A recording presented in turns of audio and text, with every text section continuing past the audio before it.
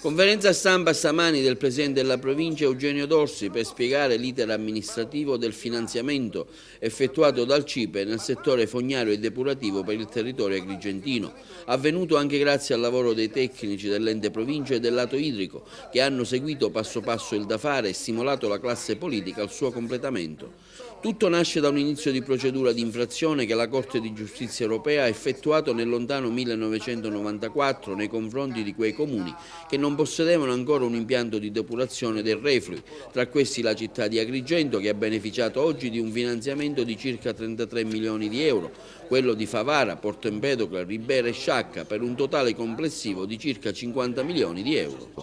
È sembrato di assistere a un mercato delle patate dove ognuno che rappresentava una parte della politica si metteva la patacca del merito di avere portato questi finanziamenti. Io non entro nel merito della campagna elettorale e non voglio entrare soprattutto in un momento così delicato, ma devo comunque registrare assolutamente delle cose inesatte rispetto alle cose che abbiamo saputo e che abbiamo letto e che ci hanno riferito, perché se oggi c'è un contributo da parte del CIPE, anche se ancora non ufficiale, perché bisogna pure dire questo, che ancora non è ufficiale, lo sappiamo soltanto per via ufficiosa, così come abbiamo saputo ieri per via ufficiosa che è stato accolto il piano delle attività infrastrutturali, in questo senso, che aveva predisposto l'ATO.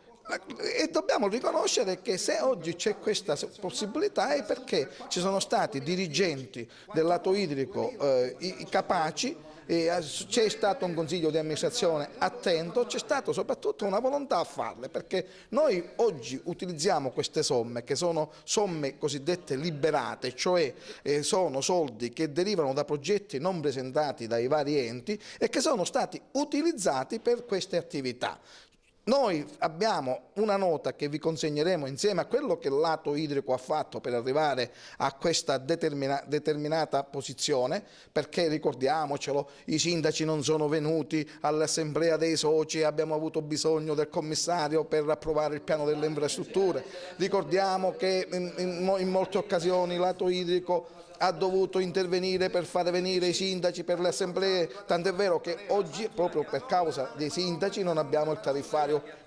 pronto. E allora nell'iter potete vedere che questi soldi vengono dalla bravura, dall'efficacia, dall'efficienza dei miei dirigenti e la finiscano di imbrogliare il popolo in una sorta di masianelli messi tutti insieme a dire siamo stati noi. O non sono stati loro, sono stati i dirigenti del lato idrico, i quali con professionalità hanno stimolato i sindaci che addirittura non avevano presentato i progetti, e siccome i progetti non sono stati mai definiti se non per sollecitazione del lato idrico, la finiscano. E non parlo soltanto del sindaco di Agrigento, perché io non colpisco nessuno in campagna elettorale, assolutamente, io parlo di tutti gli interventi che abbiamo fatto nella provincia. Ci sono diversi